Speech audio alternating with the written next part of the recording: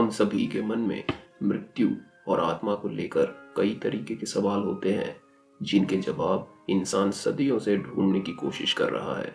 सवाल जैसे कि मृत्यु के बाद आत्मा नर्क जाएगी या स्वर्ग।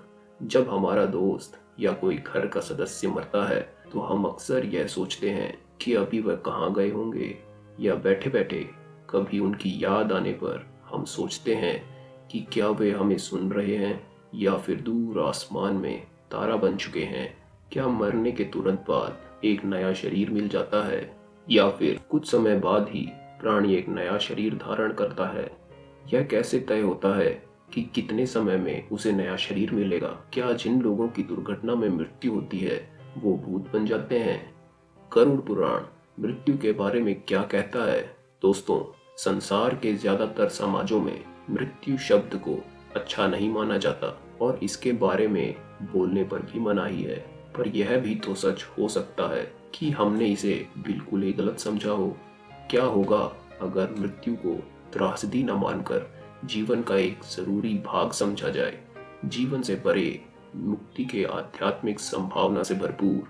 इन्हीं सब सवालों के जवाब विस्तार से हिंदू धर्म के गरुड़ पुराण में दिए गए हैं। दोस्तों, हमने आपके लिए गरुड़ पुराण से खासकर इन्हीं सवालों के जवाब ढूंढे और इस वीडियो में बताने जा रहे हैं। सबसे पहले आपको यह बता दें कि गरुड़ पुराण आखिर में है क्या।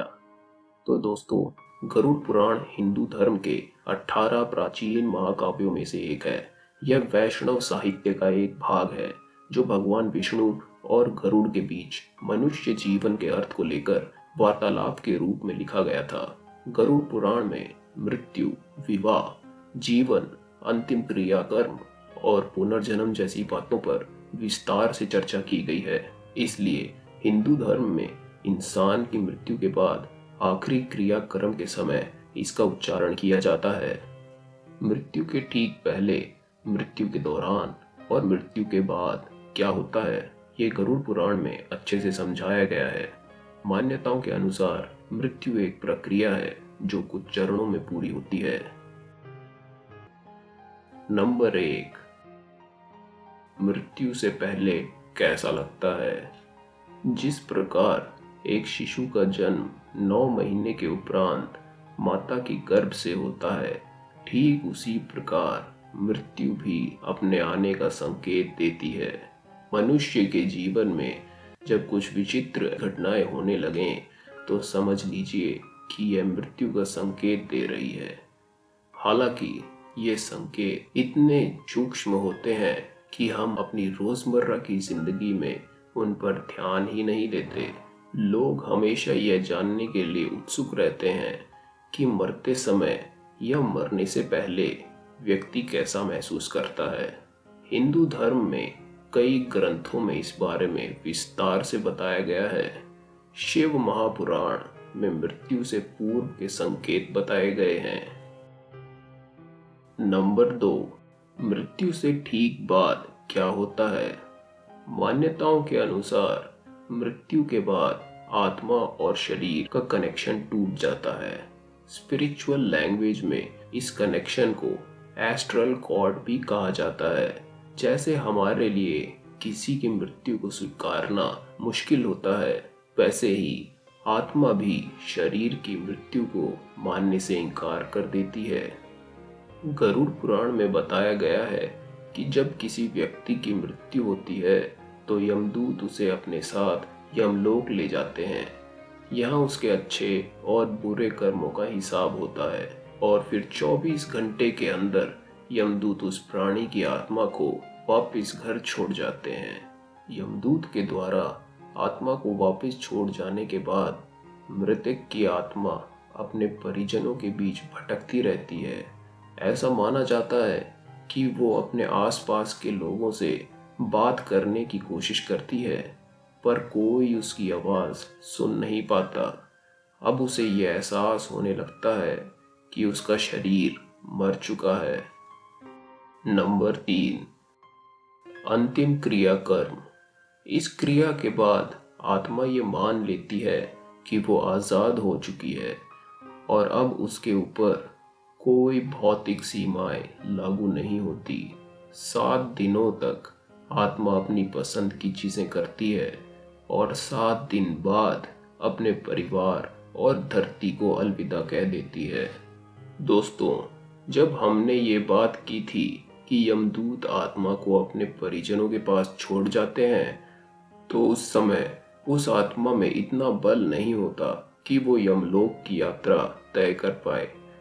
गरुड़ पुराण के अनुसार किसी भी मनुष्य की मृत्यु के बाद जो 10 दिनों तक किया जाता है, उससे मृतक की आत्मा के विभिन्न अंगों की रचना होती है और 11वें 12वें दिन जो पिंडदान किया जाता है, उससे मृतक के आत्मा रूपी शरीर में मांस और त्वचा का निर्माण होता है। अर्थात मृत्यु के बाद मृतक के नाम किया गया पिंडदान उसकी आत्मा को मृतलोक से यमलोक तक की यात्रा करने का बल देता है। उसके बाद आत्मा मृतलोक से यमलोक की ओर निकल पड़ती है, जिसे पूरा करने के लिए उसे 12 महीने यानी कि 1 साल का वक्त लगता है। इतना ही नहीं, मान्यता के अनुसार 13 दिनों तक मृतक के नाम किया गया पिंडदान उसके 1 वर्ष के भोजन के समान होता है। आप में से शायद कई लोग पिंडदान में विश्वास नहीं करते। अगर ऐसा है तो शायद आपको ये जानना चाहिए कि पिंडदान न किया जाए तो क्या होता है। इसका वर्णन भी गरुड़ पुराण में किया गया है कि जिस व्यक्ति का पिंडदान नहीं किया जाता, यमदूत उसे 13वें दिन जबरदस्ती घसीटते हुए यमलोक की ओर ले जाते हैं और मृतक व्यक्ति की आत्मा को इस दौरान काफी कष्ट उठाना पड़ता है। नंबर 4, पिंडदान के बाद क्या होता है? ऐसा माना जाता है कि इस प्रक्रिया में आत्मा अपने पूर्वजों और मार्गदर्शकों से मिलती है। उसका ऊपरी दुनिया में स्वागत किया जाता है, जैसे हम धरती पर अपने दोस्तों और परिवार को बहुत समय बाद मिलने पर करते हैं। यहाँ कोई जज नहीं होता और ना ही कोई भगवान। आत्मा खुद ही अपनी जिंदगी की समीक्षा करती है, किसी का जो बुरा किया है उसके लिए पछताती है और उसके लिए खुद ही सजा मांगती है। अब क्योंकि आत्मा शरीर और अपने अहम से नहीं जुड़ी होती, इसलिए ये आखिरी फैसला उसके अगले जीवन का आधार बनता है और इसी आधार पर आत्मा ही अपने अगले जीवन के लिए रूपरेखा तैयार करती है, जिसे ब्लूप्रिंट कहा जाता है। हर घटना, मुसीबतें और यहाँ तक कि उम्र, व्यक्तित्व और हालात भी आत्मा खुद ही चुनती है। उदाहरण के लिए, किसी इंसान ने पिछले जीवन में किसी की बेरहमी से हत्या की और मरने के बाद जीवन की समीक्षा करते हुए उसे बहुत पछतावा हुआ, तो उसकी सजा खुद को देने के लिए आत्मा अगले जीवन में खुद को किसी बीमारी से ग्रस्त होने का दर्द देती है या कोई अन्य मुसीबत जिससे उसको अपने किए की सजा मिल सके। इसलिए हमें अपने जीवन में खुद गलती करने पर माफ़ी मांगना और किसी और से गलती हो जाने पर उसे माफ़ करने जैसी आदतें अपनानी चाहिए। नंबर 5, पुनर्जन्म। जिस हिसाब से हमारी आत्मा ने अपने लिए ब्लूप्रिंट तैयार किया होता है, उसी के अनुसार हम अपने माता पिता चुनते हैं। ये ब्रह्मांड इसी तरीके से काम करता है। जन्म के स्थान और समय से हमारी कुंडली बनती है, जो कि हमारी पूरी जिंदगी की रूपरेखा होती है। कभी कभी हमें लगता है कि हमारी किस्मत खराब है या हमारे ग्रहों में दोष है, लेकिन असल में वह बस हमारी आत्मा द्वारा तैयार किया गया ब्लूप्रिंट का ही हिस्सा होता है। अगली बार जब किसी दुख या समस्या के लिए भगवान या किस्मत को दोष दें, तो याद रखना ये सब आपने ही चुना है।